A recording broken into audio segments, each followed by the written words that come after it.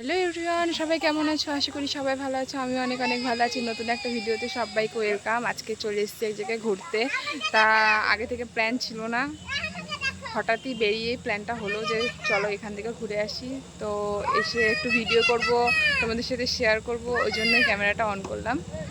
তো ভিডিওটা দেখতে থাকো পুরোটা।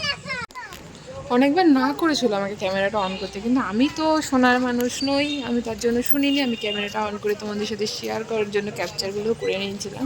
আর এইখানে ঢুকতেই দেখতে পাচ্ছ এটা মনে হয় একটা বাঘের মুখ না বিড়ালের মুখ, জানি না ঠিক। এটাতে না আমি আগের বার যখন ঘুরতে গেছিলাম ওটাতে গুঁতো খেয়েছিলাম আমি। এই স্মৃতিটা আমার ওখানে গেলেই খুব মনে পড়ে। তা এটা কৃষ্ণনগরের মধ্যেই। আর কৃষ্ণনগর থেকে যদি কেউ ভিডিওটা দেখে থাকো, এই জায়গাটা কোথায় একটু কমেন্টে জানিও। দেখি কে কে গেছো এখানে। আমি এই নিয়ে মনে হয় 2বার কি 3বার গেছি।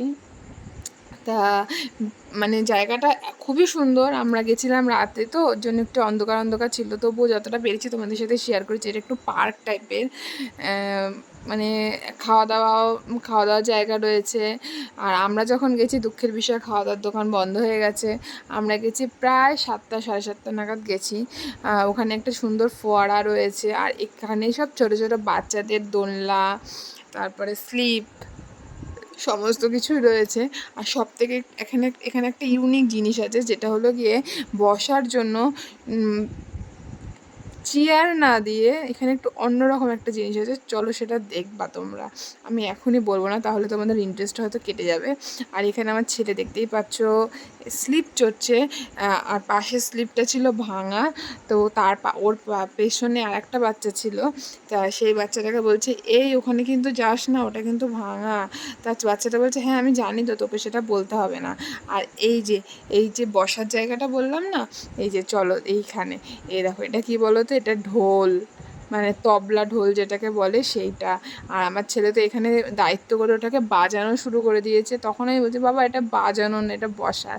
তা আমরা এখানে বসে পড়েছি, কিন্তু মাঝখানেরটা রাখে খাবার।